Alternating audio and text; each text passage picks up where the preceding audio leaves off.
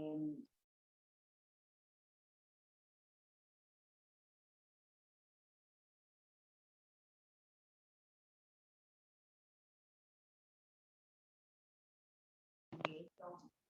vez ya terminó.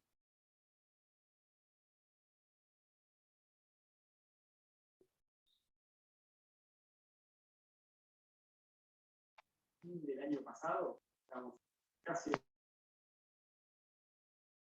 decía que podía terminar y de repente fue la fiesta, que subí muchísimo, después volvió a bajar. Entonces, prever para adelante hoy no es. Sí te puedo decir que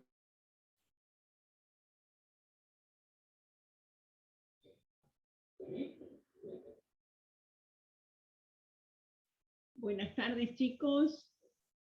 Buenas tardes a todos. Buenas tardes. Buenas tardes, Hola, profesora. buenas tardes. Buenas tardes. Buenas tardes. Hola, buenas tardes. Buenas tardes, profesora. Hola, ¿qué tal? ¿Cómo están? Bueno. Buenas. Bueno, chicos, hoy nosotros vamos a hablar del objeto social, que es el tema que teníamos asignado para la clase de hoy.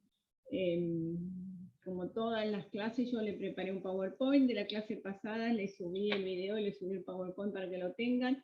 Le subí también un trabajo práctico de inoponibilidad, cosa de que los vayan haciendo. Y después alguna clase vamos a asignar para ir mirando los trabajos prácticos en el transcurso de la cursada. Pero en la medida que vamos avanzando con cada uno de los temas, les voy a ir subiendo los trabajos prácticos para que los vayan teniendo. Nosotros entonces hoy vamos a hablar de la problemática o vamos a hablar de todo lo que sea el objeto social. Algo ya vimos en alguna otra clase. Bueno, nosotros, si bien algo vimos de objeto social, vamos a seguir hablando de él mismo. Nosotros desde el primer momento o desde cuando empezamos a hablar del tema del objeto social, desde un primer momento hablamos de esta problemática. Sí. Disculpe que le interrumpa. Se escucha como un poquito, no sé si es mi computadora o le pasa a todos que se escucha como un poco bajo. Sí, se escucha bajo. A ver, ¿ahora me escuchan mejor? No. ¿Me escuchan mejor? No. No, igual. No, igual. Deben 2 segundos. Voy a mirar a ver qué sucede.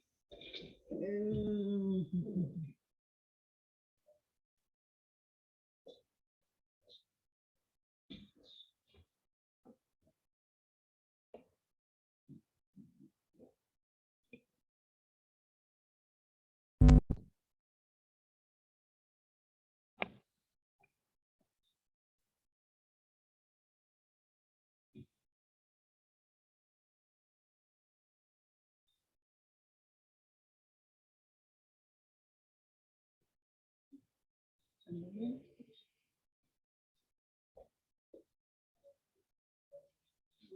a ver, volví.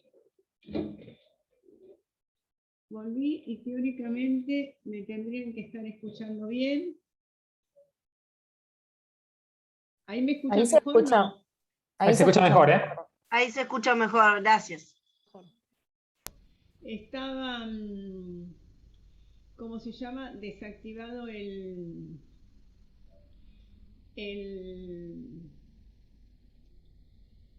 estaba desactivado el Micrófono. El micrófono, sí, se había salido el micrófono. Y pantalla, hay una opción de pantalla que me está dando un error me está dando al compartir la pantalla que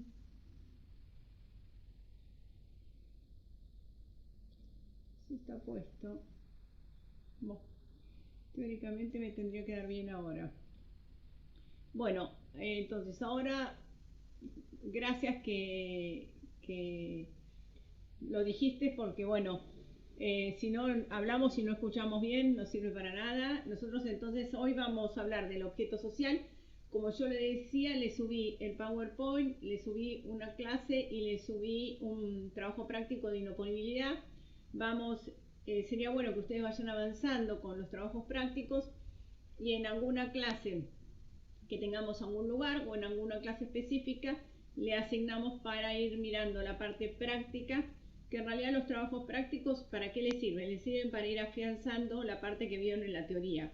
Es decir, una vez que leen la teoría, la práctica sirve para ver cómo funciona y cómo se aplica esa teoría que ustedes ya vieron.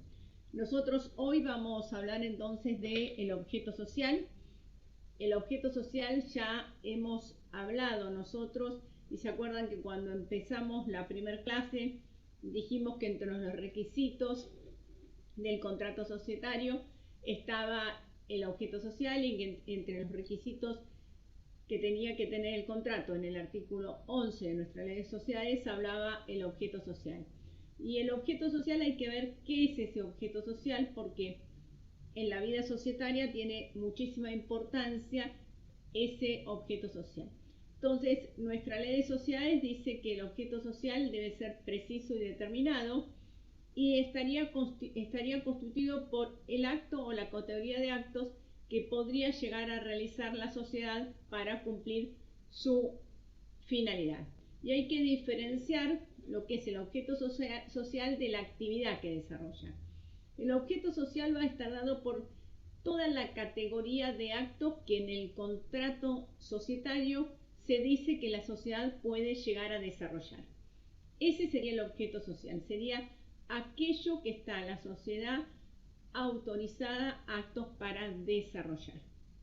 Ahora, si bien en el objeto social nosotros vamos a tener un conjunto de actos que va a estar autorizada la sociedad, o va a estar la sociedad capacitada para desarrollar, después va a desarrollar algunos actos. Esos actos que desarrollan es lo que se conoce como actividad societaria. La actividad societaria entonces va a estar dado por la efectiva realización de los actos por la sociedad en su funcionamiento. Entonces nos vamos a encontrar que en el contrato societario, ustedes tienen modelos de contratos societarios, nos vamos a encontrar que el objeto que la sociedad puede desarrollar va a ser un acto o un conjunto o categoría de actos. Y después en la práctica es muy común que la sociedad de ese conjunto de actos que está facultada para desarrollar, desarrolle algunos. Eso que se desarrolla se llama la actividad de la sociedad, es decir, qué actos la sociedad está desarrollando específicamente. Este objeto social que está establecido en el contrato societario en el artículo 11 y que es un elemento esencial que no va a variar de acuerdo a los tipos sociales, pero que tiene que estar en todos los contratos societarios, cumple un conjunto de funciones. Por eso, como cumple un conjunto de funciones, ese objeto social es muy importante en la vida societaria. Lo primero que hace es delimitar la actividad económica de la sociedad, es decir, que establece cuál es el conjunto de actos que la sociedad va a poder desarrollar, cómo se va a manejar esa sociedad en el giro normal, en el día a día. Este objeto social está establecido para proteger a los terceros y a los socios. ¿Por qué? Porque los administradores administran bienes ajenos, la sociedad.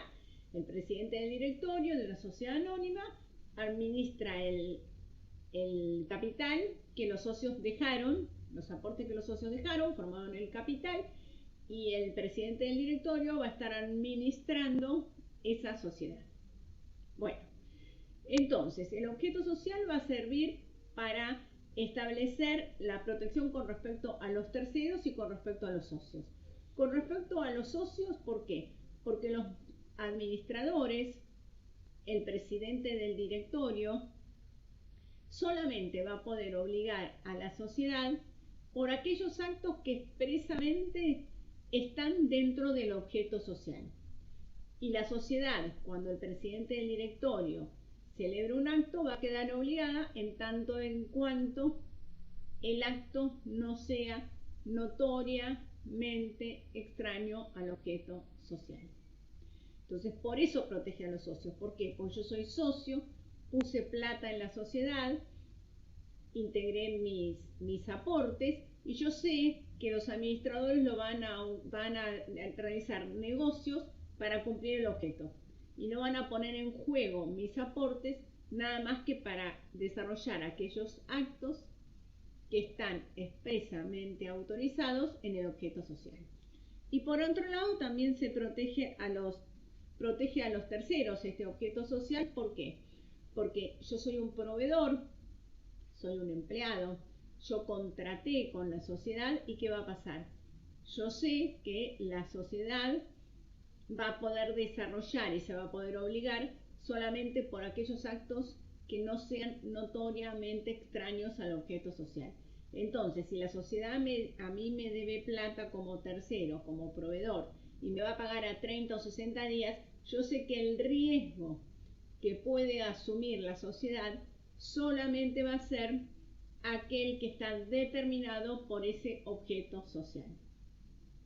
Y se discute si en realidad el objeto social delimita la capacidad de la sociedad o si va a estar delimitando las facultades de los administradores. Es decir, si lo que está diciendo es que la sociedad es incapaz para desarrollar actos que sean notoriamente extraños al objeto social, o los administradores no están facultados para desarrollar actos que sean notoriamente extraños al objeto social. Sobre esta cuestión, si delimita la capacidad de la sociedad o las facultades de los administradores, vamos a volver a hablar y vamos a volver a expresarnos al respecto. ¿Qué nos dice la ley? Fíjense, la ley nos dice en el artículo 11 que en el instrumento de constitución deben contener, sin perjuicio establecido para ciertos tipos de sociedad. En el inciso tercero me habla de la designación de su objeto, que debe ser preciso y determinado. Y por algo nos dice que tiene que ser preciso y determinado el legislador. Después nos dice en el artículo 58 que el administrador o representante va a obligar a la sociedad por todos los actos que no sean notoriamente extraños al objeto social.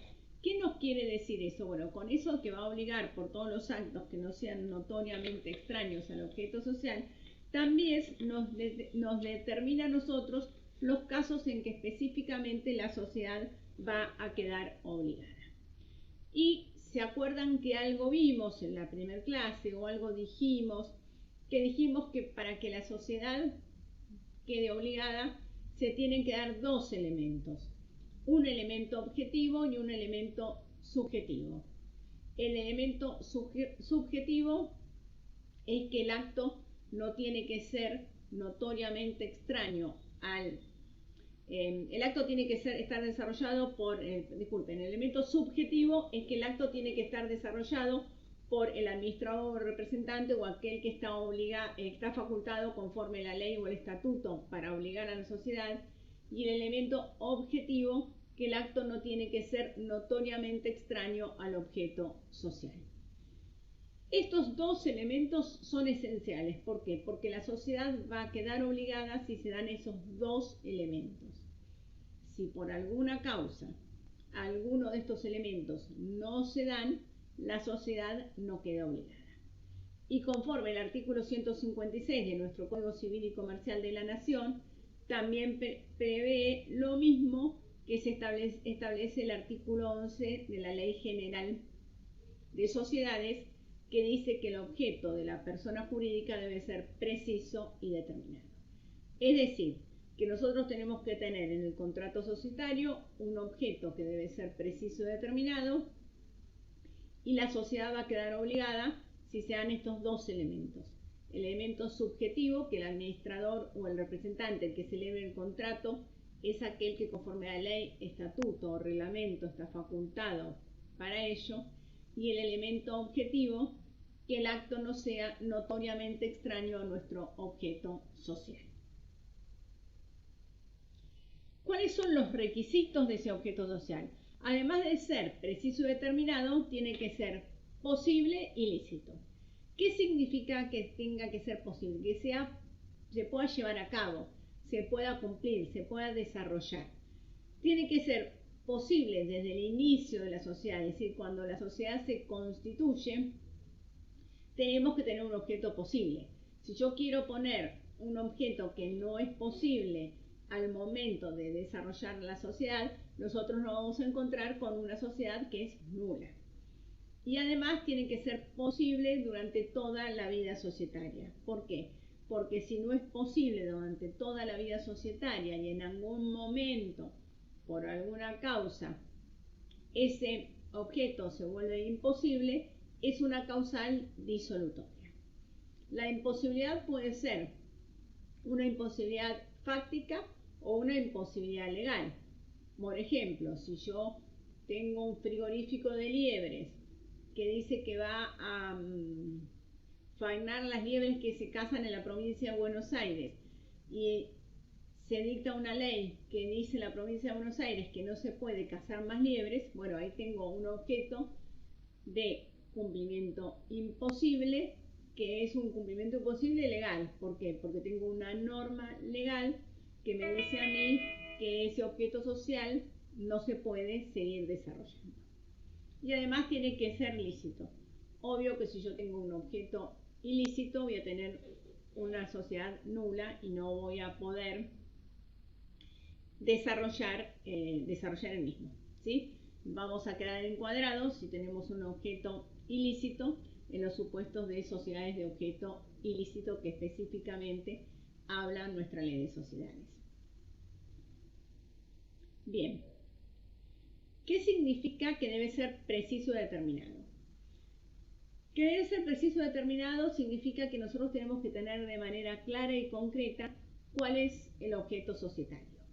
Yo que trabajé más de 20 años en la delegación de la Dirección de Personas Jurídicas acá en la ciudad de Mar del Plata, he visto muchísimos contratos societarios y muchísimos contratos que desarrollan el objeto social. Cuando hablamos entonces de que tiene que ser preciso y determinado, tenemos que encontrarnos que primero ese objeto va a tener que estar encuadrado dentro de la producción e intercambio de bienes y servicios. Punto uno y principal, nosotros tenemos que ese objeto societario tiene que estar encuadrado dentro de la producción o intercambio de bienes o servicios, que es lo que específicamente me dice a mí el artículo 1, que puede ser el objeto de las sociedades.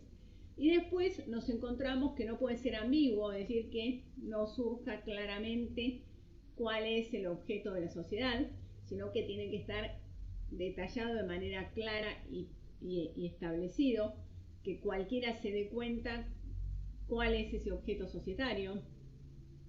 No podemos tener un objeto principal y otro objeto secundario.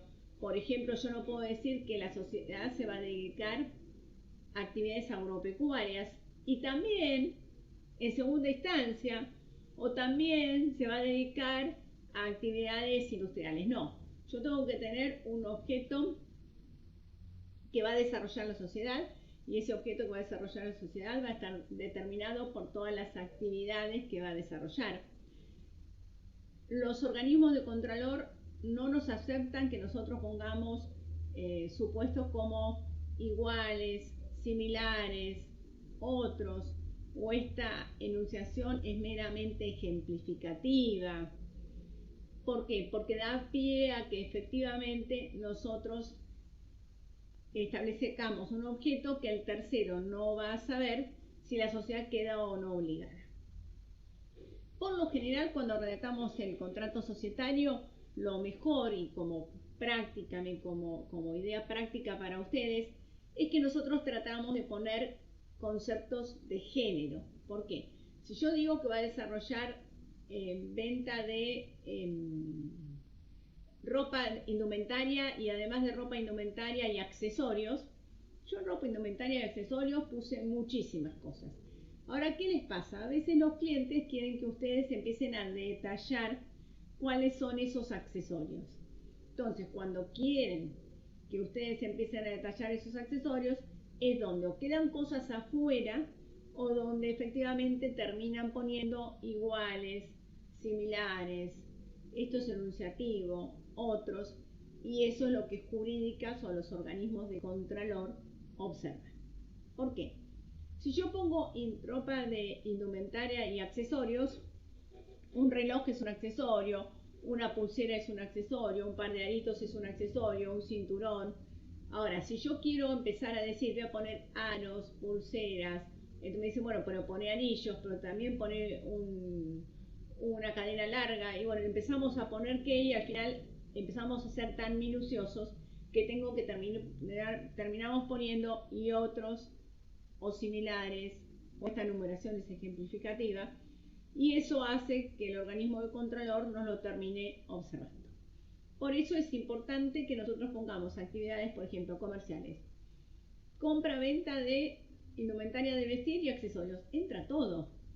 Si yo pongo a detallar cada uno, ahí es donde voy a tener las observaciones. Como consejo práctico, cuando redacten un objeto social, traten de poner géneros. Cuanto más géneros ponemos, más cantidad de actividades van a quedar comprendidas en ese género. Y después, para que sea válido el objeto social, tiene que tener detallado y tiene que ser concreta, precisa, la enumeración de las actividades que va a poder desarrollar. Es decir, de una manera clara y concreta, las actividades que específicamente se puede desarrollar. Hay toda una problemática sobre objeto único o múltiples objetos, y si nuestra ley de sociedades tiene objeto único o no tiene objeto único, o podemos tener múltiples objetos. Esta discusión de objeto único o múltiples objetos, nos vamos a encontrar que hay algunos autores como Areche y García Cuerva que dice que puede tener varios objetos singulares. Hay otros autores como Fargosi que dicen lo mismo y hablan de varios objetos singulares, o de varios objetos determinados. En realidad, yo creo que la discusión es un objeto único con múltiples actividades o un objeto único con un solo rubro de actividades. ¿Por qué? Porque el objeto social que nosotros vamos a tener en nuestro contrato, siempre el objeto va a ser todo lo que está detallado en el contrato constitutivo, en algún artículo donde se detalle cuál va a ser el objeto societario.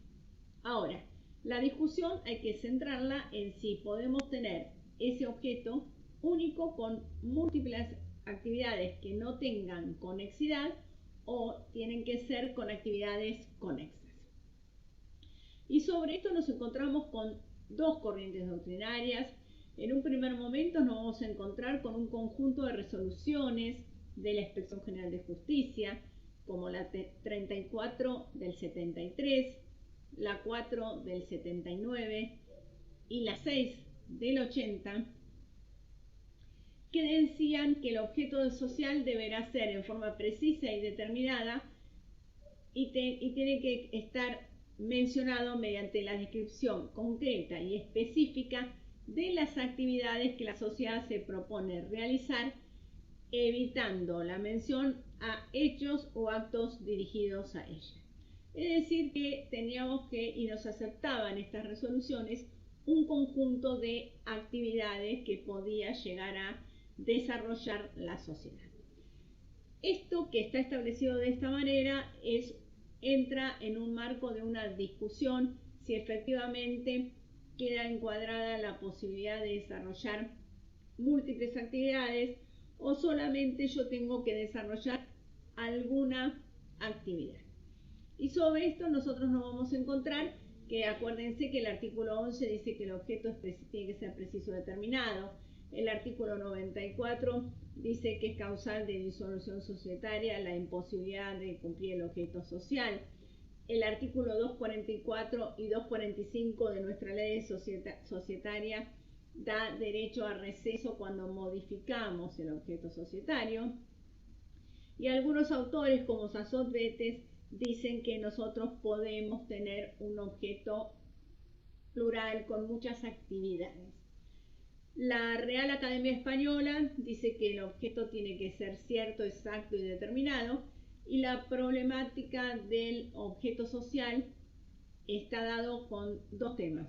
Por un lado, porque la sociedad queda obligada por todos los actos que no sean notoriamente extraños al objeto social. Y el segundo tema que determina la problemática del objeto social es la problemática de la relación que también para algunos autores tiene que existir entre lo que es el capital social y el objeto social.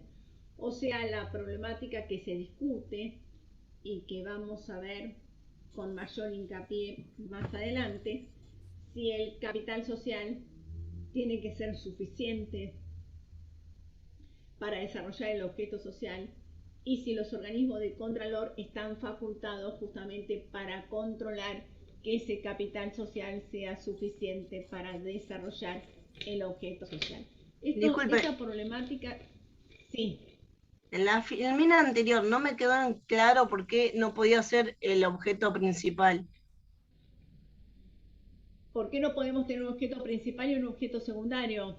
Porque en realidad nosotros tenemos que tener un objeto que va a estar en el contrato societario. En el contrato societario yo tengo que tener un único objeto y alguna doctrina dice que pueden ser múltiples objetos.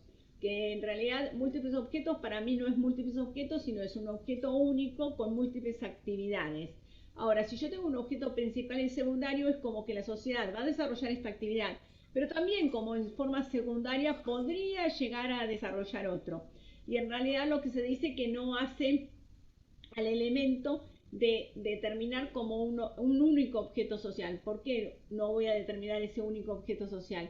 Porque la sociedad se va a desarrollar el conjunto de actividades que van a estar autorizados por los socios en el contrato societario y ese conjunto de actividades va a estar dado por el objeto social. Y el objeto social es todas las actividades que van a desarrollar. No es que yo puedo tener uno más importante y otro en siguiente escala, ¿sí? Yo tengo que tener ese objeto que va a tener un conjunto de actividades. De hecho, ahora cuando veamos un modelo de un objeto social que esté aprobado en provincia, se van a dar cuenta que la sociedad va a poder desarrollar actividades agropecuarias, industriales, pesqueras, o sea, un conjunto de actividades. Perfecto, gracias. No, por favor. A ver si un desarrollo único o pluralidad de actividades, de vuelta acá que nos vamos a encontrar. Nosotros nos encontramos que el artículo 11 de la ley dice que tiene que ser preciso y determinado y el 156 dice también que tiene que ser preciso y determinado. Los doctrinarios que están a favor de que tenemos que tener un objeto único dice que hay algunos supuestos y normas específicas que establecen objeto único, como el Real Decreto Legislativo de España que establece el objeto determinado para las actividades que lo integran, la Ley 24013 de empleo, la 20091 de entidades de seguro y su control, la 22400 del régimen de productores asesores de seguros que tienen que tener un objeto único, o sea, tienen que desarrollarse, tienen que realizar ese objeto específico y una sola actividad, un objeto único con una sola actividad. También, por ejemplo, todo lo que es seguridad privada tiene que tener un objeto único de seguridad privada en el marco de la provincia de Buenos Aires. Pero nuestra ley de sociedades, para otros doctrinarios, dicen que lo que dice la ley es que tiene que ser preciso y determinado y que la exposición de motivos dice que dentro del objeto social tienen que estar todas las actividades. Y de hecho, en el artículo 31 de nuestra ley de sociedades, se dice, cuando se habla de cuál es la participación que puede tener una sociedad en otra, dice que ninguna sociedad, excepto aquellas cuyo objeto sea exclusivamente financiero o de inversión, podrán tener una participación mayor a, es decir, que da pie a que las sociedades tengan un objeto que tenga múltiples actividades. Lo mismo pasa cuando se habla del artículo 19, de sociedades con objeto lícito y actividad ilícita. Nosotros, durante mucho tiempo, se aceptaron un objeto social con múltiples actividades. Y esto fue así hasta que se sanciona en la EGJ, cuando en el año 2005 el director general, el doctor Ricardo Nissen, se sanciona la resolución 7 del 2005 del EGJ, que es la que viene a determinar el objeto social. Y es el que establece la problemática justamente del objeto social y la problemática de la relación del capital social con el objeto social. Esta resolución 7 del 2005, que establece el doctor Nissen cuando estaba en la Inspección General de Justicia, ¿qué nos dice? Nos dice que el objeto social debe ser único y introduce la mención de objeto único y su mención efectuarse en forma precisa y determinada mediante la descripción concreta y específica de las actividades que contribuirán a su consecución. Y dice que es admisible la inclusión de otras actividades también descritas en forma precisa y determinada únicamente si las mismas son conexas, accesorias o complementarias de actividades que conduzcan al desarrollo del objeto social. Fíjense que acá me dice entonces que yo tengo que tener las actividades del objeto social, todas tienen que estar vinculadas. No es que yo pueda desarrollar actividades agropecuarias y además la misma sociedad pueda explotar un bar. No, si es agropecuaria puede ser relacionado con las actividades agropecuarias.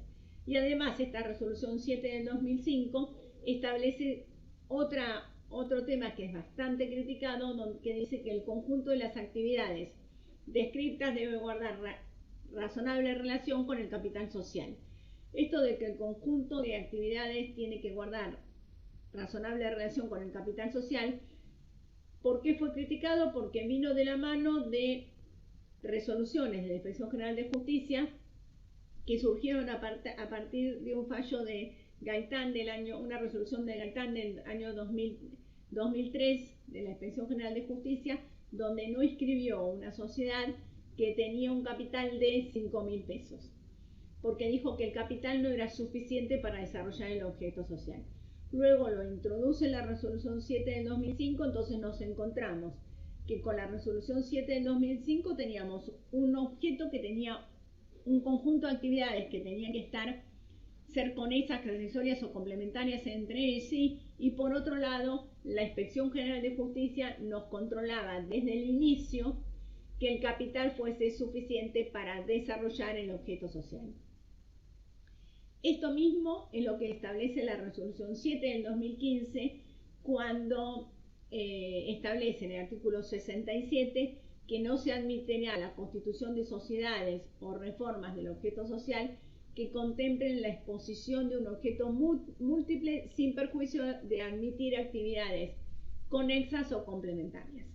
Es decir que, fíjense que tanto en la resolución 7 del 2015 como en la resolución 7 del 2005 establece que el objeto debe ser preciso, determinado y tiene que desarrollar ese conjunto de actividades conexas o complementarias. Y esto mismo viene a decir la resolución 8 del 2016, que establece que el objeto social debe ser expuesto en forma precisa y determinada mediante la descripción concreta y específica de actividades que va a desarrollar.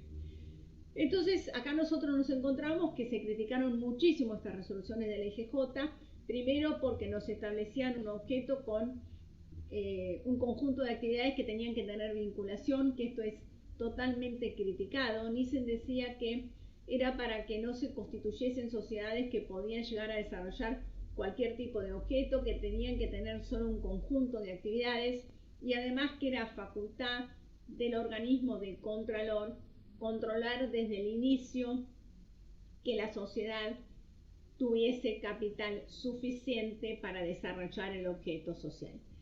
Esto también se criticó porque se decía que dependía de un funcionario de turno si me iban a inscribir o no la sociedad de acuerdo al capital que tenía, y si yo ponía que iba a vender productos de almacén, no es lo mismo que yo tenga un almacén chiquito de barrio que tenga un supermercadito y voy a vender productos alimenticios de cualquiera de las dos formas. Entonces también no se sabía hasta qué punto, no se sabía específicamente hasta qué punto yo iba a necesitar determinado capital. Y por otro lado, recuerdo en un Congreso Nacional de Derecho Societario que se desarrolló en La Falda, que discutimos todo un día si tenía que haber relación entre el capital social y el objeto social y si era facultad del organismo de Contralor controlarlo al inicio.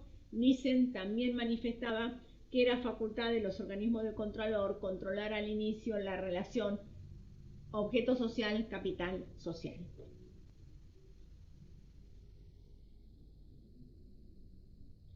Y después nos encontramos con la resolución 5 del 2020, que vuelve a instaurar la resolución 7 del 2015 y que dice que el objeto debe ser expuesto en forma precisa y determinada mediante descripción concreta y específica de las actividades que contribuirán a su efectiva consecución, y únicamente se va a admitir las mismas en tanto en cuanto sean conexas, accesorias o complementarias entre sí. Es decir que con la Inspección General de Justicia nosotros nos vamos a encontrar que hoy por hoy nos encontramos que el objeto que vamos a tener que tener va a ser un objeto que tenga actividades que sean conexas o complementarias entre sí, y yo no voy a poder tener una actividad agropecuaria con una actividad minera o con una explotación de un bar, porque no son conexos o complementarios entre sí las sociedades que se inscriben en la Inspección General de Justicia en la capital federal, en Cava. En cambio, en la provincia de Buenos Aires, estas resoluciones de la Inspección General de Justicia no tuvieron cabida, nunca se tuvieron aplicación, y acá yo les traigo un modelo de un objeto societario que perfectamente se podría inscribir en la provincia de Buenos Aires. Fíjense que este que yo les traigo... Hola. ¿Hola? Sí, no María, te escucho, ¿se escucha bien? ¿Se escucha? Hola. No, yo no te escucho. ¿Quién está hablando, Nicolás? Sí, Nicolás acá. No te escucho mucho. A ver, decime. No, quería consultarte, María. No sé si mis compañeros me escuchan. ¿Se escucha? Sí, se escucha. Sí, se te escucha, Nico, un poco Sí, se bajo, escucha, pero se Nico. escucha. Sí, Nico, se escucha. Bárbaro, gracias.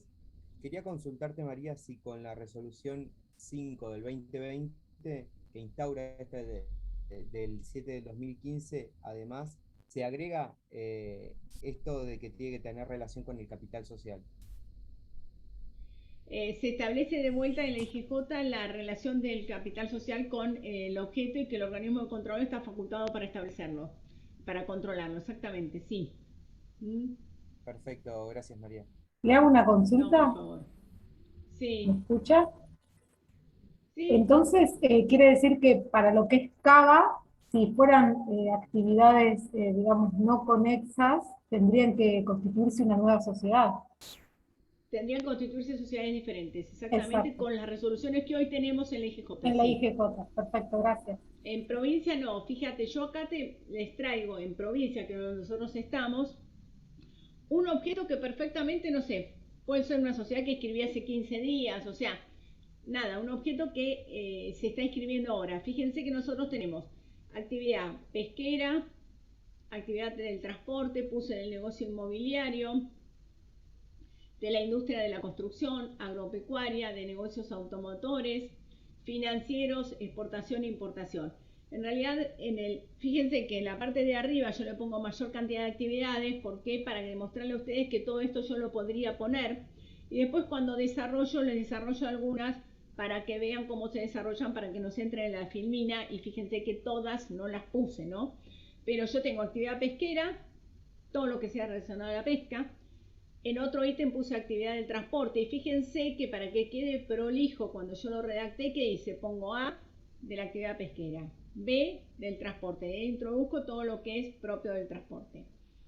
Y después les puse específicamente y dejé el del negocio financiero y de la importación y exportación. ¿Por qué? Porque en realidad estos objetos sociales tienen particularidades. El negocio financiero, específicamente nosotros tenemos un problema que las entidades financieras, si yo quiero realizar la intervención habitual entre oferta y demanda de recursos financieros, entraría dentro de las entidades financieras y la sociedad quedaría comprendida en el 299. Si queda comprendida en el 299 de nuestra Ley General de Sociedades, tendría que tener sindicatura obligatoria. Entonces, específicamente, yo tengo que poner que va a desarrollar actividades financieras con dinero propio. ¿Por qué? Porque si yo no pongo que va a desarrollar con dinero propio, va a quedar dentro de la identidad financiera. Fíjense que yo puse acá la realización en general de cualquier otra clase, de todas aquellas que permitan actuar en el mercado del crédito sin mediar en la oferta habitual, mediar en forma habitual entre la oferta y demanda de recursos financieros, de manera de no quedar comprendida en el régimen legal aplicable a las entidades financieras. Eso hay que ponerlo para que no nos observen en jurídicas. Fíjense que en este objeto yo no tengo ni etcétera, ni esto es meramente enunciativo, ni similares, nada, sino que yo trato de poner todas las actividades que va a desarrollar dentro de ese grupo general. Y con respecto a importación y exportación, el organismo de control de provincias sí tiene criterios más restrictivos en este momento, que si yo quiero poner a importación y exportación, no puedo importar cualquier cosa, tengo que poner que voy a importar o que voy a exportar. Fíjense que en el caso de este contrato que nosotros tenemos, dice la importación y exportación de toda clase de bienes, mercaderías y servicios enunciados en los puntos A y B, es decir, que yo puedo importar y exportar bienes para la actividad pesquera y bienes para la actividad del transporte. Lo que a mí no me permiten los organismos de contralor, que era lo que me preguntaba, creo que Nicolás me preguntaba, o otra chica, es que yo ponga, por ejemplo, va a tener como actividad principal la actividad pesquera y como actividad secundaria el transporte. No, el objeto social va a ser este único que va a tener todas estas actividades. ¿Se entiende? Entonces eso es lo que yo lo tengo que establecer. Y fíjense que al final yo digo que para el cumplimiento de esos objetos la sociedad tiene plena capacidad jurídica para adquirir derechos y contraer obligaciones conforme lo establece el Código Civil y Comercial. Este sería un objeto común que perfectamente podría haber. Acá lo que nos faltó, fíjense, es que yo puse del negocio inmobiliario, de la industria de la construcción, la agropecuaria, realización de negocios con automotores. Todos estos no los desarrollé y los obvié acá nada más, pero porque no tienen ninguna particularidad, ¿sí? Lo único que tienen que ver ustedes cuando hagan un contrato y redacten un contrato es si por alguna causa la sociedad no tiene que tener un objeto único porque hay una ley especial que le establece un objeto único. Pero no es porque la ley de sociedades establece un objeto único con una única actividad, o sea, un objeto único con una única actividad, sino que hay una ley una ley especial que establece un objeto único con una única actividad. Como por ejemplo yo le dije seguridad privada, o la ley de residuos patológicos, que establece que tenga que tener esa única actividad de residuos patológicos. ¿Sí? Entonces, resumiendo, nosotros vamos a tener que tenemos una discusión entre si el objeto es único o múltiple, que algunos dicen que es un objeto único con una única actividad y si tiene múltiples actividades hablarían de objeto múltiple. Personalmente yo creo que la discusión tendría que ser que siempre tenemos un objeto único, si es un objeto único con una sola actividad o un objeto único con múltiples actividades. Bueno, con respecto a esa discusión tenemos dos corrientes doctrinarias. Hoy la resolución del EGJ me pide que el objeto sea único con actividades conexas, complementarias o afines, mientras que en el organismo de controlor de la provincia de Buenos Aires yo voy a tener un objeto único y voy a poder tener actividades que quiera, disímiles. Fíjense que en este caso las actividades que tenemos no son ni conexas ni complementarias, etc. Y mientras que la IGJ me va a controlar desde el inicio la relación capital-objeto, porque la resolución del IGJ lo establece, en la provincia de Buenos Aires no me controlan capital-objeto. De hecho, yo constituyo perfectamente una sociedad de 100.000 pesos anónima y todo este objeto lo puse con un capital de 100.000 pesos, que es lo mínimo, ¿sí? O puedo constituir una sociedad de responsabilidad limitada, que si bien no hay un capital mínimo, más o menos hoy tendríamos que ponerle unos 50.000 pesos, etc. Pero no me van a estar controlando esa relación capital-objeto. Personalmente, y ustedes pueden tomar el criterio que quieran, yo creo que la problemática no va a estar por controlar desde el inicio la relación capital-objeto social, porque la sociedad va a tener el capital que va a querer para desarrollar el objeto social, sino que lo que hay que controlar es el régimen de responsabilización y responsabilizar a administradores si realmente pasaron el riesgo empresario a los terceros, a los proveedores, a los empleados, a los trabajadores, a los transportistas, y en esos casos sí va a haber un tema de responsabilización. Lo vamos a ver un poquitito más adelante seguramente. Bien, el objeto social, fíjense que yo le dije a ustedes que la sociedad va a quedar obligada por todos los actos que no sean notoriamente extraños al objeto social. En la práctica nosotros siempre les decimos a ustedes que no nos tienen que estudiar ningún artículo de memoria, ningún término de memoria, sino comprenderlo. Bueno, si bien todos los términos los tienen que comprender, yo creo que es el único término que tienen que decir esto y no pueden decir otro, es que la sociedad queda obligada por todos los actos que no sean notoriamente extraños al objeto social. ¿Por qué? Porque si ustedes me dicen que sean ajenos al objeto social, que no sean del objeto social, que no se correspondan con el objeto social, no me están diciendo lo mismo. La ley me dice que no sean notoriamente extraños al objeto social. ¿Qué me quiere decir el legislador con eso? El legislador con eso me quiere decir que la sociedad queda obligada por todos los actos que no sean notoriamente extraños. Es decir, que cualquier persona que mira el contrato y dice, a ver, no, esto no es propio del objeto social. Es decir, que cualquier persona que mira el contrato se da cuenta, nadie duda si el acto es o no del objeto social. Entonces nuestra ley de sociedades dice que la sociedad queda obligada por todos los actos que no sean notoriamente extraños al objeto social. Por eso es que no sean notoriamente extraños. ¿Por qué? Pues yo digo que no sean ajenos. En realidad no es lo mismo que notoriamente extraño. Notoriamente extraño quiere decir que cualquiera que mira el contrato societario se da cuenta que el acto es notoriamente extraño. Se da cuenta que la sociedad no queda obligada. Por eso ese término significa algo y no es otro lo mismo que podamos decir. Sí. Estaría previendo ya los casos dudosos y en ese caso habría que probar. En realidad los casos dudosos que con el notoriamente extraños queda obligada la sociedad, si yo digo que son ajenos, los estaría achicando. Los supuestos de los dudosos, ¿entendés? Estaría achicando el objeto cuando la sociedad queda obligada, si yo digo que sean ajenos. El notoriamente extraño es que tiene que no caber ninguna duda para cualquiera que mire el contrato societario que la sociedad queda obligada. ¿Sí? Y en caso de duda, ¿qué va a pasar? Ahora vamos va a tener que probar. Ya vamos. Listo. Perfecto, vamos. Gracias, perdón. Pensemos, la sociedad tiene por objeto social la explotación de un bar y compra 500 pocillos de café. ¿Qué les parece? ¿La sociedad queda obligada o no? Sí. Sí. ¿Alguien tiene alguna duda que queda obligado? No. Seguro la sociedad va a quedar obligada. Bien. Ahora, si la sociedad tiene por objeto y compra 500 pocillos de café, queda obligada. Si queda en la zona gris, la sociedad también va a quedar obligada. Ahora, si el acto es notoriamente extraño al objeto social, la sociedad no queda obligada. Fíjense que vamos a tener actos que son propios del objeto social. Compro 500 pocillos de café, no cabe ninguna duda que la sociedad queda obligada. Actos que son notoriamente extraños al objeto social, no queda ninguna duda que la sociedad no se obliga. Pero va a haber un conjunto de actos que van a estar acá.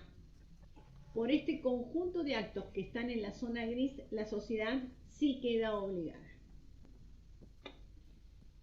Bien. Objeto social. Entonces, ¿qué pasa? Nos vamos a encontrar con actos que son propios del objeto social, actos que son notoriamente extraños al objeto social y los que se encuentran en la zona gris. Ahora, si yo exploto una actividad hotelera, ¿vieron esos hoteles gigantes que hay en Punta Cana, Cancún, la Ribera Maya, que tienen pileta, hace un calor bárbaro, el mar es una preciosura, que todos querríamos estar? Bien. Y nosotros vamos a comprar una iguana. El acto es propio del objeto, es notoriamente extraño. Tenemos dudas, ¿qué les parece? Es propio del objeto. ¿Por qué es propio del objeto? porque era un hotel, ¿no? Sí, sí. Y como puede comprarlo como una mascota exótica. Lo podemos comprar como una mascota exótica. ¿Todos están de acuerdo que si yo compro una iguana para un hotel sería propio? No, Hay yo que creo verse que es explícito, un, ¿no? yo creo que es un gris, pero tampoco, pero es un gris, pero tampoco es notoriamente extraño. Hay una relación Lina, con él, sí, No, es extraño. pero no uno deja de te ser dice, notoriamente extraño. claro, que en realidad te llama la atención. Lo primero que decís es una iguana. ¿Por qué? Ya ahí nos queda, no es que propio. A ver, los 500 pocillos de café, si hubiese sido para ese hotel, y estábamos seguros que era propio del objeto. Ahora hay una iguana, estamos dudando. Y Ahora, si, si yo y- compro y- 500 iguanas, perdón, profe, Ahí ya es, y si el nombre del hotel es la iguana, entonces si es la iguana, puede ser que una iguana me guste más. Y sí, podría ser un Y va en elemento más una importante. cuestión probatoria también, o sea, si se demuestra que no era notoriamente extraño comprar una iguana, eh, quedaría obligada. En el caso de comprar, no sé, 20.000 iguanas, ahí sí sería un objeto totalmente extraño, o sea, no quedaría obligada en este caso la sociedad. No queda, fíjense, si compra 20.000 iguanas, no queda obligada porque es una actividad notoriamente extraña. Fíjate, y discúlpame que Julieta, te hago la aclaración. Estamos recién aprendiendo, pero el objeto es lo que va a estar en el contrato. Y lo que está haciendo al comprar las 20.000 iguanas es una actividad notoriamente extraña, ¿sí? Al objeto societario. Fíjense, si del objeto social, si yo compro las 500 pocillos en el objeto, si compro una iguana, va a estar en la zona gris, pues nos vamos a encontrar con algunos que dicen que sí, que es propio del objeto, pues yo quiero tener la iguana para decoración, y puede ser, pero a mí no me gusta la iguana y no voy a ese hotel. Otros te dicen, no sé, una iguana podría ser, pero tengo mis dudas. Y bueno, es la zona gris. Pero en esta zona gris, nosotros que dijimos que la sociedad queda obligada.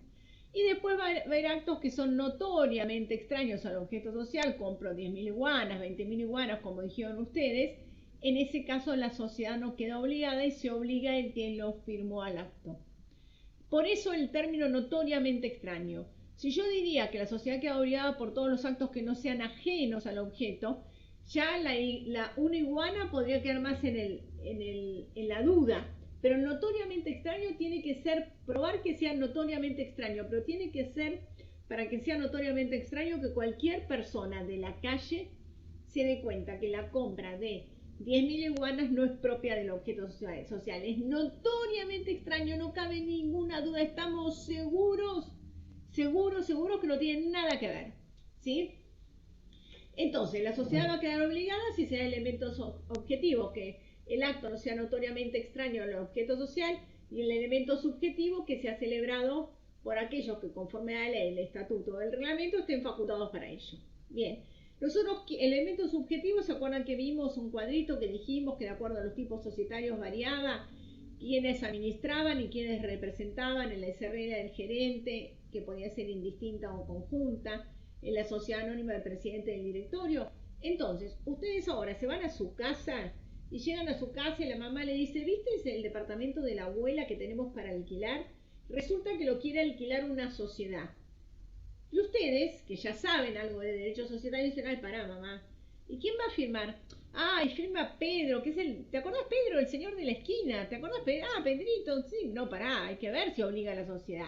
Que me traigan el estatuto, que es el estatuto, el contrato societario, y yo que voy a ver qué dice la ley, el contrato, quién obliga a la sociedad y cómo es el objeto. Si el que dice el contrato es el que firma el contrato de alquiler con el departamento de la abuela, la sociedad va a quedar obligada siempre y cuando el acto no sea notoriamente extraño al objeto social. Pero si el acto es notoriamente extraño al objeto social, no va a quedar obligada. Entonces, fíjense, para estos dos elementos, aunque a ustedes no les interesa el derecho societario, odian el derecho societario y se van a dedicar a penal, a ejecución de contratos de alquiler, a derecho de familia, estos dos elementos tienen que saber cuándo la sociedad queda obligada. ¿Por qué? Porque cualquier elemento que del otro lado tenga una sociedad, cualquier contrato que del otro lado tenga una sociedad, estos dos elementos los tienen que conocer. ¿Sí? ¿Nos queda claro hasta acá? Sí, profe. Bueno, una actividad de lotería y compramos 10.000 iguanas, que dijimos que nos había quedado, las 10.000 iguanas nos queda como notoriamente extraño el objeto social y por lo tanto la sociedad no queda obligada. Bien, lo que se discute es si realmente el objeto social, ¿se acuerdan que yo dije, limita la capacidad de la sociedad o la facultad de los administradores? Y esto que se discute está establecido en el principio de especialidad, que el principio de especialidad está establecido y está en el derecho francés, o que nosotros tenemos la doctrina de Ultravire del derecho americano. El principio de especialidad que está establecido en el derecho francés establece que la responsabilidad de la sociedad va a estar dada por las obligaciones celebradas por sus representantes, se va a limitar a los actos comprendidos por el objeto social. Es decir, que el objeto social circunscribe y limita la capacidad de la sociedad. Que la sociedad es capaz para desarrollar actos del objeto social. Y que es incapaz, dice la doctrina esta del principio de especialidad, para desarrollar actos que sean notoriamente extraños al objeto social. Y la doctrina del Ultravires, que viene del derecho americano, nos dice lo mismo, nos dice que la sociedad se encuentra facultada para desarrollar los actos que estén en el objeto societario, y para aquellos actos que no están en el objeto societario no se va a encontrar facultada. ¿Por qué? Porque cuando las sociedades se constituyen en el derecho angloamericano, se constituyen para desarrollar un objeto social que establecieron los socios, y además el Estado la autoriza para ese objeto social, y después no se puede modificar. Entonces, como después no se puede modificar, en la práctica se dice que la sociedad es capaz solamente para desarrollar los actos propios del objeto social. En cambio, el derecho germánico dice que la sociedad es capaz para desarrollar todo tipo de actos, pero que el objeto social limita las facultades o la competencia de los administradores, y que los administradores no están facultados para obligar a la sociedad en actos notoriamente extraños al objeto social. Es decir, que para una doctrina dicen que limita la capacidad y la sociedad es incapaz para desarrollar actos notoriamente extraños al objeto social, y para otra doctrina la sociedad es plenamente capaz, pero los administradores no están facultados, los representantes, para obligar a la sociedad por actos notoriamente extraños al objeto social. Hay algunos autores como Gelonche, Alperit, que dicen que la capacidad va a estar limitada por el objeto social. Y otros autores, entre ellos Suárez Anchorena, Richard, Alterini y Otaegui, que dicen que el objeto social limita la facultad de los administradores, y Otaegui dice que esto es tan así porque en el artículo 63, inciso 1d, se establece que puede haber dentro del activo bienes que se hayan obtenido que no sean propios del objeto social. A ver, ¿qué diferencia tenemos con respecto a estas dos doctrinas? Primero, nosotros no tenemos el derecho angloamericano, que para constituir una sociedad necesita autorización estatal para funcionar. Nosotros, nuestras sociedades son sujetos de derecho, ¿se acuerdan que dijimos, conforme al artículo 183 de nuestra ley, desde el momento de la celebración del contrato societario?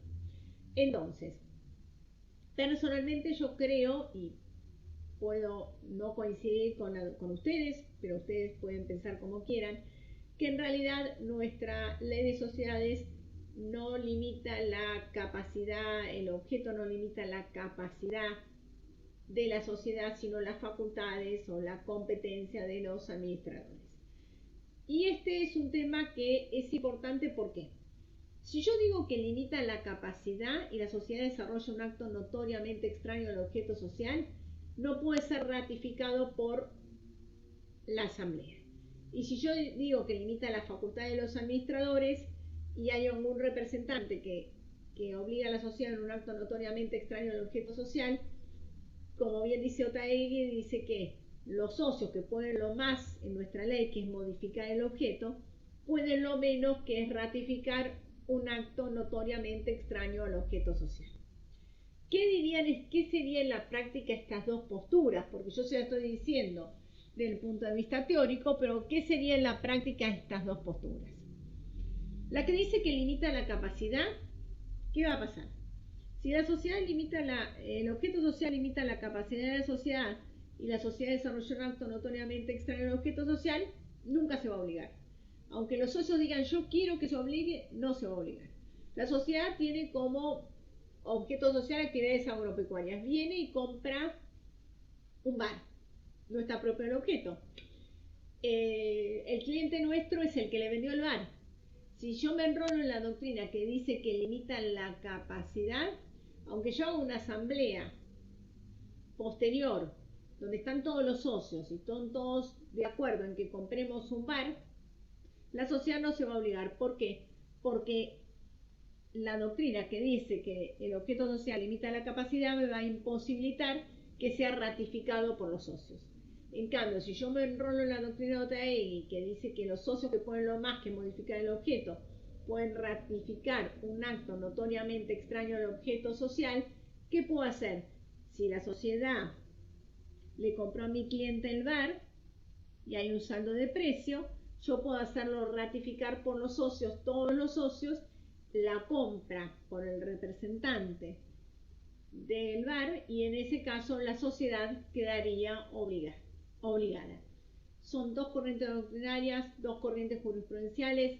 Lo que a nosotros nos interesa en esta cátedra es que ustedes sepan que existen las dos.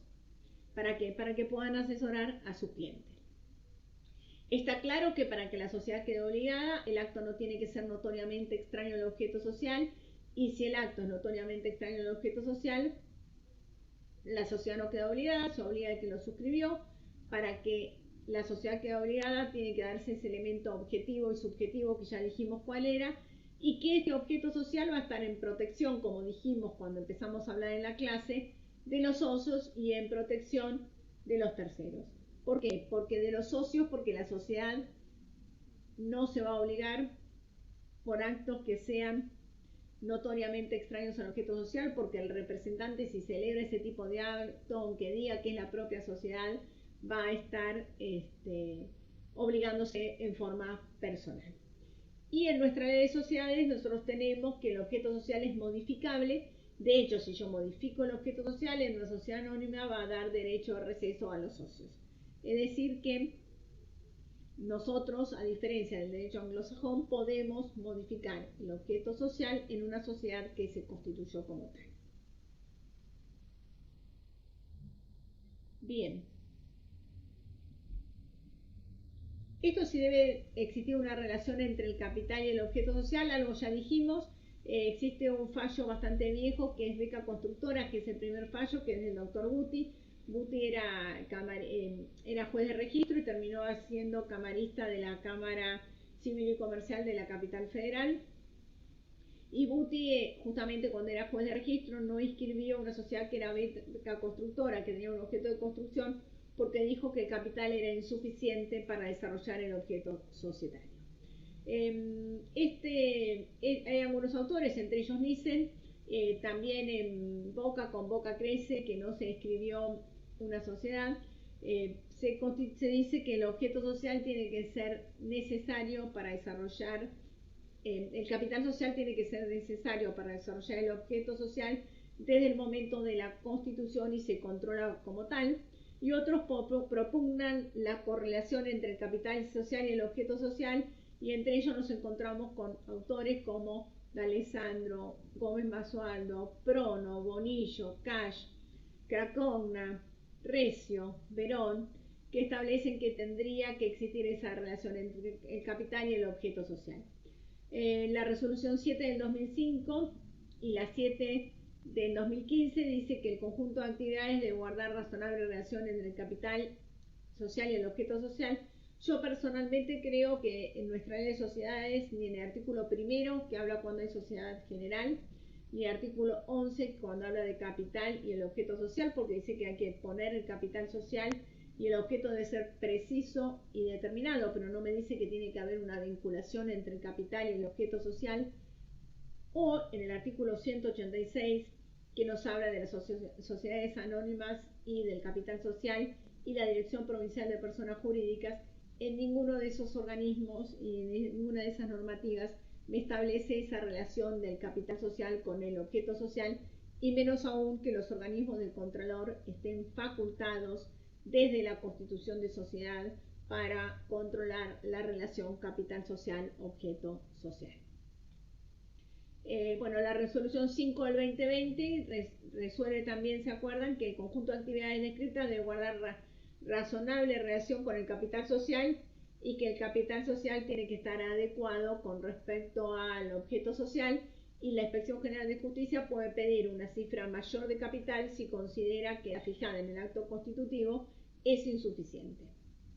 Es decir que en este caso, en la Inspección General de Justicia van a establecer y van a controlar la relación capital-objeto social desde el momento de la constitución de las sociedades.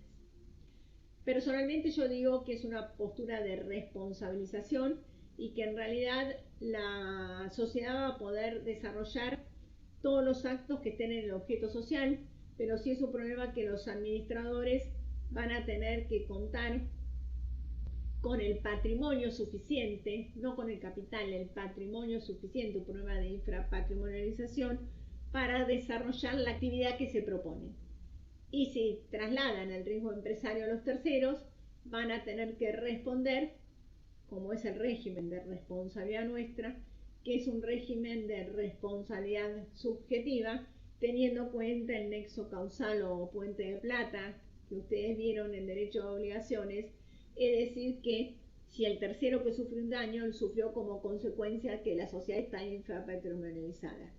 Si esa es la causa por la cual el tercero no puede cobrar y se trasladó el riesgo empresario al tercero, habrá supuestos de responsabilización de administradores o socios en su caso. Eso yo creo que es lo que en realidad nuestra normativa quiere, que es como está establecido en nuestra ley de sociedades, y estaría establecido en los artículos 54 para los socios y 59 para los administradores, que el 59 lo vamos a ver la clase que viene. De hecho, y lo cierto es que en la provincia de Buenos Aires no se controla al momento de la constitución la relación capital-objeto, y sí las sociedades que se constituyen en la Inspección General de Justicia. Y después tenemos dentro del objeto social otra problemática, que es la problemática del mecenazgo y la exponenciación, y si en realidad se puede obligar a la sociedad por deudas de terceros o en actos gratuitos, y puede salir de garantía. La infracción plural lo vamos a ver en la clase que veamos la problemática de representación, la clase que viene. Y la problemática de la garantía son dos cosas. Una, y si pueden hacer actos de mecenazgo o sponsorización. Mecenazgo o sponsorización está dado por esta problemática. Vieron que, por ejemplo, cuando corren una carrera, ahora que está de moda correr carreras, los running, y cortan la costa y salen con las pecheritas y dice OSDE, o Toledo, o Macro, o BEA, y los números, bueno, a ver, o Banco Galicia o Banco Santander, están haciendo propaganda justamente con esas carreras, pero las pecheras y eso lo hacen gratis. Entonces lo que se plantea es si los administradores que están administrando el dinero ajeno pueden donar pecheras para una carrera una carrera que se va a correr por la costa, o para desarrollar determinada actividad para un club de fútbol, etc. Y esto la jurisprudencia ya lo tiene resuelto, que es insignificante el valor de lo que donan esas empresas para este tipo de actos, y que si bien parecen actos que son gratuitos, a la postre no lo son, porque es una forma de hacer propaganda. Es decir, que eso estaría permitido. La problemática y lo que se discute es si las sociedades pueden salir garantes de otras sociedades.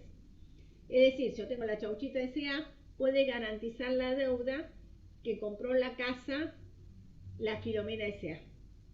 Si es un acto que sea propio del objeto social, o es un acto que sea notoriamente extraño al objeto social. Sobre esto yo les traje dos fallos. ¿Por qué? Sí. Perdón, ¿mecenazgo es lo mismo que patrocinio? Claro, sería un patrocinio, exactamente. Listo, Un gracias. patrocinio de que, sí, con el patrocinadores son, tal cual, exacto. O cuando son los En realidad, realizadores. ¿Los qué? O cuando son los realizadores, por ejemplo, cuando es Open Sport realiza una carrera a beneficio de tal lugar, serían los realizadores del acto benéfico, digamos. Claro, a ver, si yo lo patrocino, en realidad lo que estoy haciendo es dándole camisetas o algo así. Si yo lo organizo, ya asumo otra responsabilidad, ¿entendés? Porque cuando hay unos organizadores, los organizadores asumen toda la responsabilidad y yo lo único que hago es patrocinar y dar las camisetas. Si lo organiza Open Sport está asumiendo una mayor responsabilidad. Pero aparecería desde el punto de vista si la sociedad lo puede desarrollar o no dentro del objeto social, dentro de la misma estructura. Sí. Ah, perfecto, gracias. No, por favor. Y la problemática entonces, si pueden salir, obligarse o no por deudas como garantes, por deudas de tercero. Yo acá les traje dos fallos, hay muchísima jurisprudencia, pero estos dos fallos se los traje de gusto. ¿Por qué? En Adrogué Chico es un concurso preventivo, un incidente de revisión del 18 de septiembre del 2007. Y en Dables Cereales también es un incidente de revisión del 18 de septiembre del 2007, del mismo día. Uno es de la sala D y el otro es de la sala A de la Capital Federal.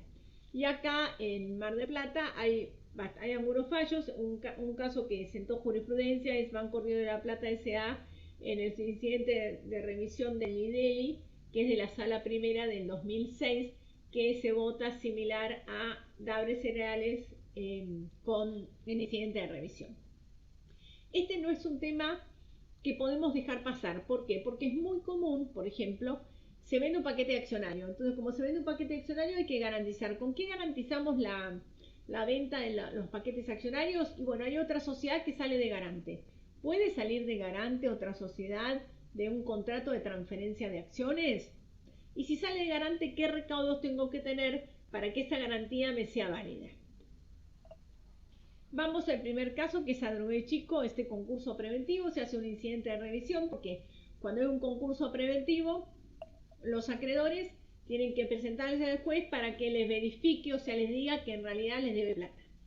En este caso, no le hicieron lugar, entonces se hace un incidente de revisión y se plantea la problemática dentro de este incidente de revisión. La concursada era una sociedad anónima que otorgó una hipoteca para garantizar obligaciones de terceros y salió en carácter de obligado, solidario y principal pagador. El directorio autorizó a su presidente a suscribir la hipoteca. La sociedad tenía por objeto comercial, inmobiliaria, servicios, importación y exportación. Y en la resolución del 36 se aconseja verificar. Se dice que sí, que es propio del objeto social el hecho que una sociedad haya salido como garante de una obligación de un tercero.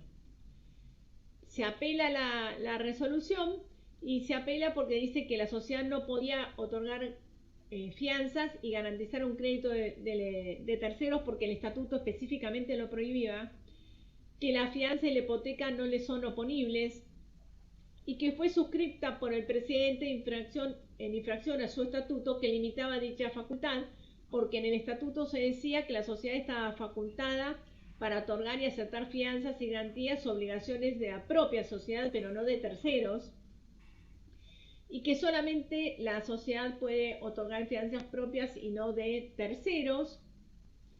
Y el presidente había obligado a la sociedad sin contraprestación alguna. ¿Por qué? Porque en realidad había salido de garante de una obligación de tercero, pero la sociedad no se había beneficiado, no había entrado ningún ingreso y en realidad estaba haciendo un acto altruismo, un acto de salir de garante de otro sin ningún beneficio. Entonces, que por eso el acto no era propio del objeto social y era notoriamente extraño al objeto social, y la sociedad no quedaría obligada.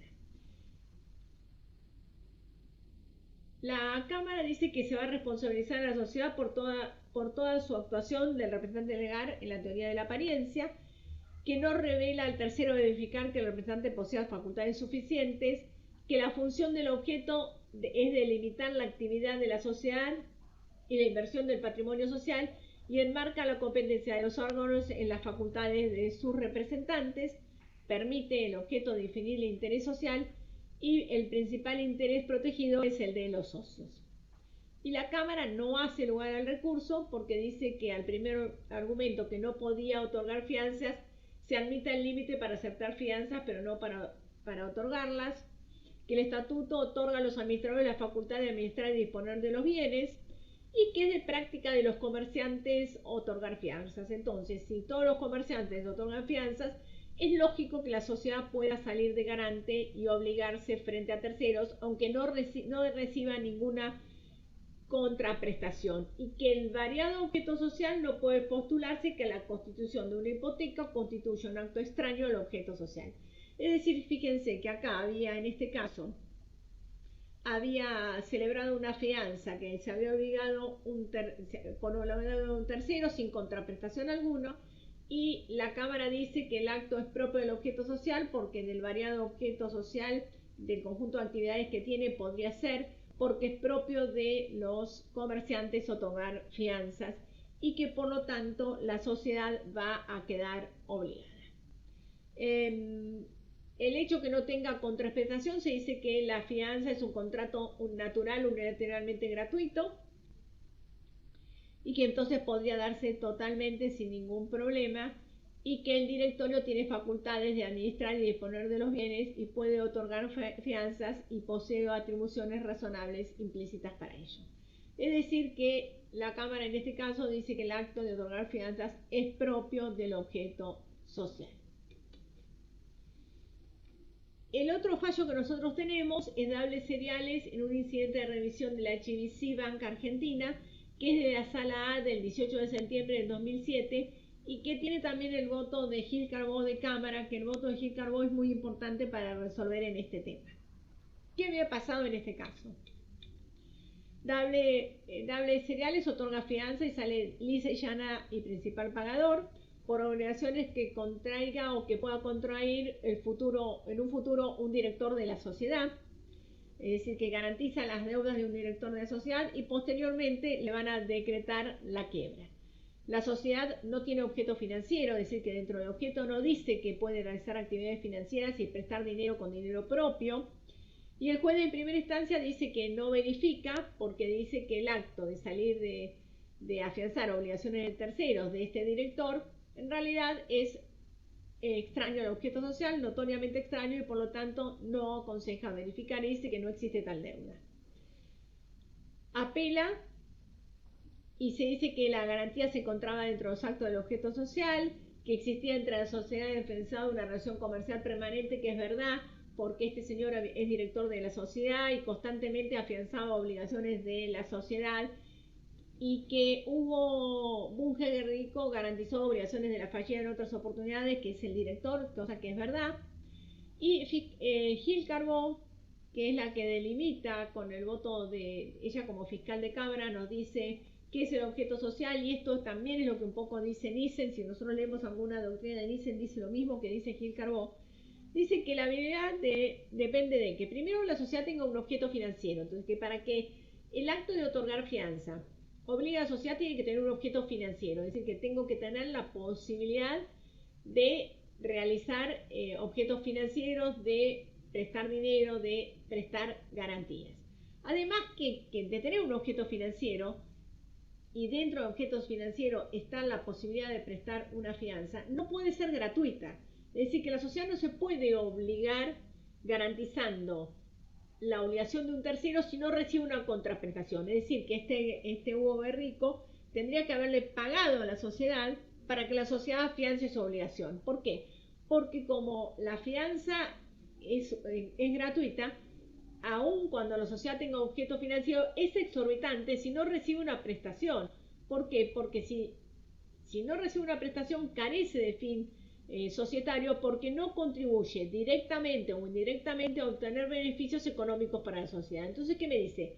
Que para que un acto sea del objeto social, no solamente tiene que estar esa posibilidad de desarrollar esa actividad dentro del objeto social, sino que además de estar esa posibilidad, la sociedad tiene que recibir una contribución, tiene que obtener un beneficio económico para la sociedad por esa actividad. Si no va a recibir un beneficio económico, como en este caso que se obligó como garante de la obligación de un tercero, el acto no es propio del objeto social, sería notoriamente extraño y la sociedad no queda obligada. Y la resolución dice que presume la universidad de la fianza accesoria a cualquier negocio mercantil, que la fianza gratuita es exorbitante al objeto social porque carece de fin societario.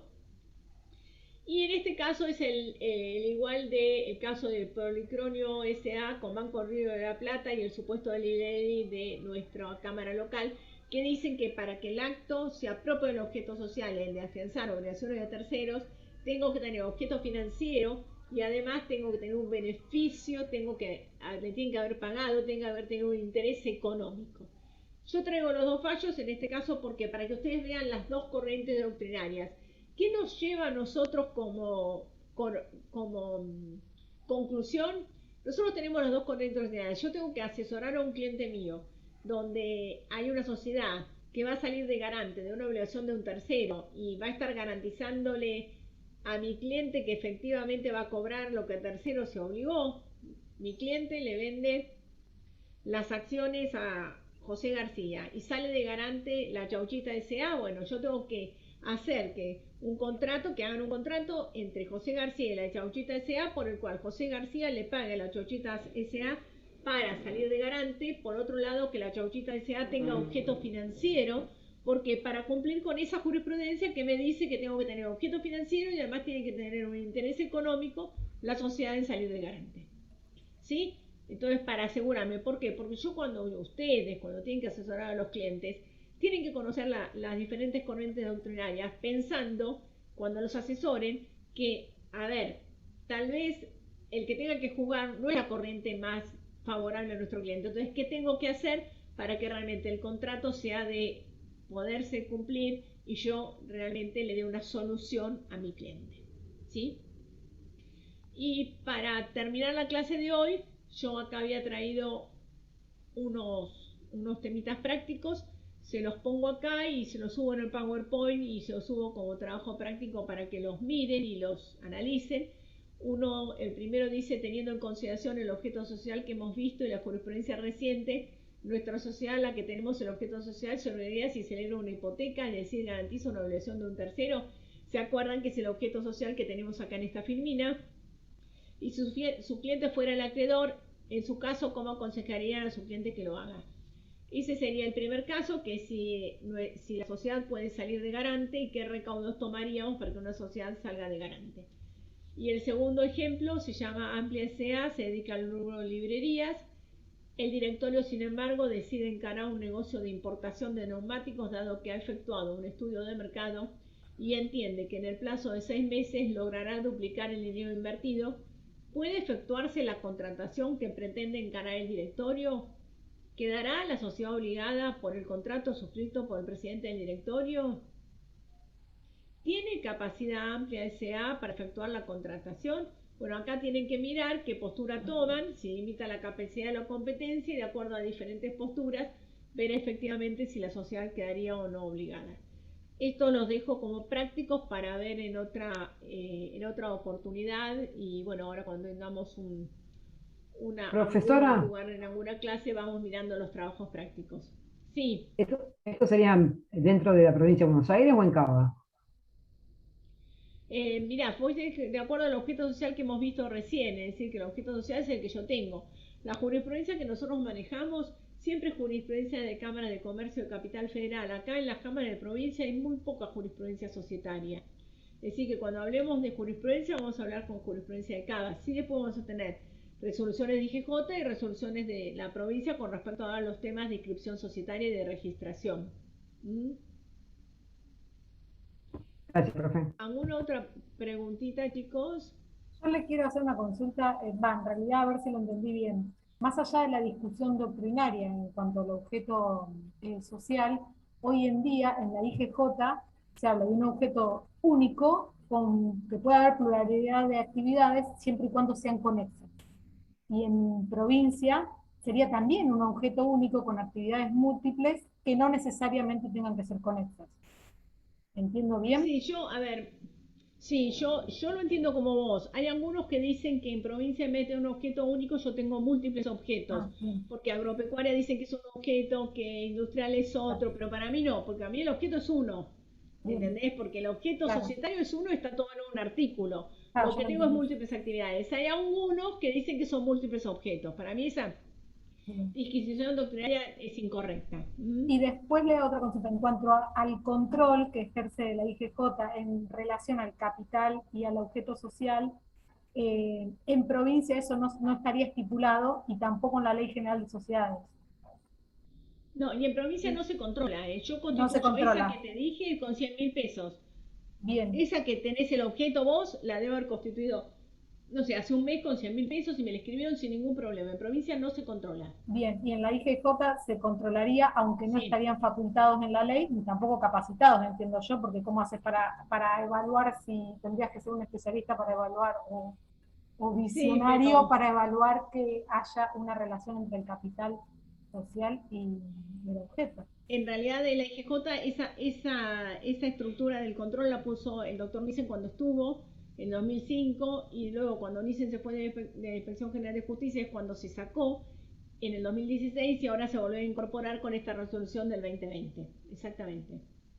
En realidad, a ver, lo que dice Nissen es algo que todos estamos de acuerdo. Todos estamos hartos, pero hartos de ver sociedades que no tienen patrimonio y que tienen una actividad comercial importante y que cuando llega el momento de pagarle a los acreedores no tienen nada. Yo tengo un cliente que siempre lo pongo de ejemplo, pero que mi cliente había vendido semillas, ¿no? Y era un pool de siembra, el más importante de una sociedad, que era un pool de siembra el más importante en el noreste de la provincia de la Argentina, de Santa Fe.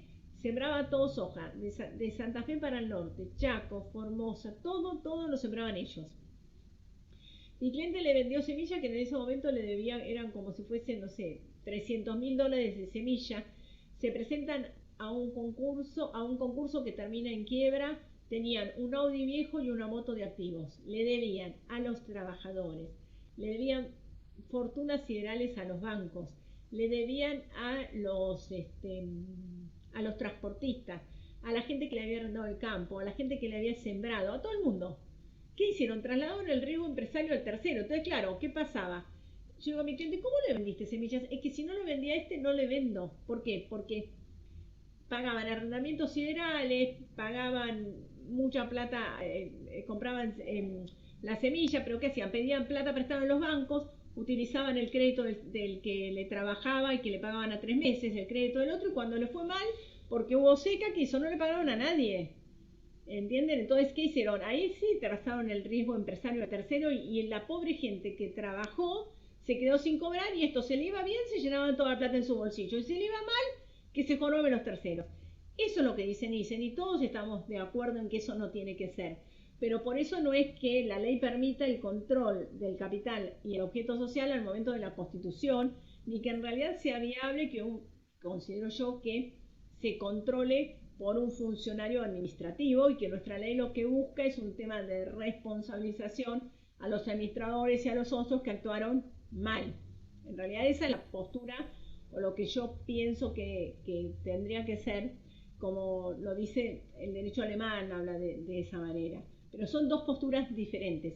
Sí estamos muchos doctrinarios, mucha gente que se ve en los congresos, esas sociedades que están infrapatrimonializadas y que trasladan el riesgo empresario a los terceros, la verdad, nadie las quiere. Muy bien. Bien. ¿Alguna otra preguntita? Pero también los que contratan con ese tipo de sociedades, algún tipo de ganancia también deben tener, porque si no, no contratarían con nadie. A ver, vos sos transportista y tenés un camión en Formosa. Cuando tenés el pool más grande de siembra, que es el que arrendó todos los campos, y vos tenés que trasladar la soja, o trabajás con eso o no trabajás. O sea, tampoco no tenés tanta... A veces claro, por una cuestión de necesidad. La gente no tiene, decir, mira, mi cliente digo, ¿por qué no vendió la semilla? Si no vendía la semilla y no tenía que trabajar más en la zona, ¿entendés? O sea, es verdad, pero cuando tenés esos pulpos tan grandes, ¿entendés? Nadie le era competencia, entonces o trabajabas con ese o no podías trabajar. Si vos tenés muchos pequeños productores, vos elegís, decís, bueno, trabajo con este, trabajo con el otro. Claro, Esa es la a mí verdad, lo pero a que... veces el que contrata no tiene tanta posibilidad de Y elección. no tiene ninguna norma de protección. Sí, teóricamente hay normas de protección y lo que nuestra ley de sociedades establece sería que lo vamos a ver la clase que viene, el artículo 59, que es de responsabilidad de los directores, y el artículo 54, apartado tercero, de socios y controlantes, que hicieron posible que se utilizase la sociedad como una pantalla, trasladando el riesgo empresario por tener una sociedad infrapatrimonializada a los terceros. Pero ahí necesitas de jueces en los concursos y en las quiebras que apliquen esas normas, y además que si efectivamente se actuó con una actitud defraudatoria, hayan condenas penales. O sea, la norma está, pero que las condenas estén, que se investigue, que se lleguen a condenas penales y que los síndicos actúen y se lleguen a condenas comerciales. Perfecto, doctora. Yo no entendía por qué estaba como una cuestión de control antes, digamos, o sea, de motivo de rechazo de la inscripción y no como una cuestión más de responsabilidad. Ahora lo entendí mejor. Y yo creo que es un tema de responsabilidad. Lo que pasa es que es verdad. A ver, yo tengo otro que también la sociedad trabajó muchísimo y cuando quebró no tenía ningún bien. Ahora, hasta hace 3 meses trabajaba y quebró y no tiene activos. Está lleno de quiebras sin activos. Entonces hay algo que no funciona. Hay algo pasa, ¿entendés? La normativa está, pero en la práctica no se termina aplicando.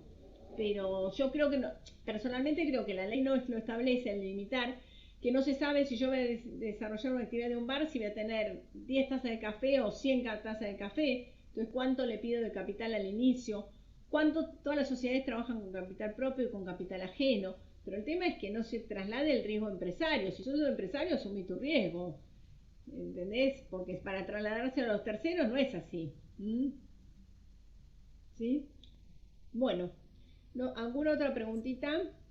Una consulta, sí, ¿la postura esta la mantienen Nissen y otros autores clásicos o cómo es la división doctrinaria de este tema para ver bien con quién buscarlo, leer cada posición para inmediatamente sobre el tema?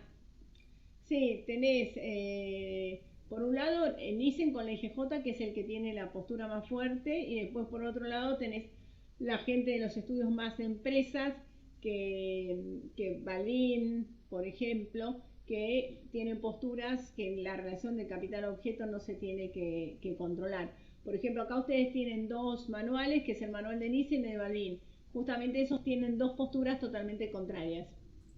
Sí, de esos tengo conocimiento, doctora, porque ambos lo leí, pero yo le consultaba generalmente si hay alguna posición más, hay alguna situación extra que se dé sobre el control de capital en el objeto o algo, alguna posición que la cátedra también recomiende para ver. No sé, consulto desde el desconocimiento. Sí, yo te cuento. Cuando nosotros yo fui al Congreso de la Falda, se discutió esa relación capital-objeto, se discutió durante toda una jornada si se controlaba o no, porque fue justo con una de las resoluciones de la IGJ, y te vas a encontrar con doctrinarios digamos que para ambos bandos, que consideran una cosa o otra relación, ¿entendés? Te vas a encontrar, pero por eso digo, hay algunos autores, los autores que están más por la parte de la empresa, estarían más a favor de que no se controle la relación de capital-objeto desde el inicio, y los que están por el lado digamos, de los terceros, estarían más a favor de que se controlen. Bien, perfecto, era para saber que esas eran las posiciones y de las cuales uno tenía que para posicionarse a un lado. Era, en este caso, Balbín, Nissen o demás autores. Bien. ¿Alguna otra pregunta?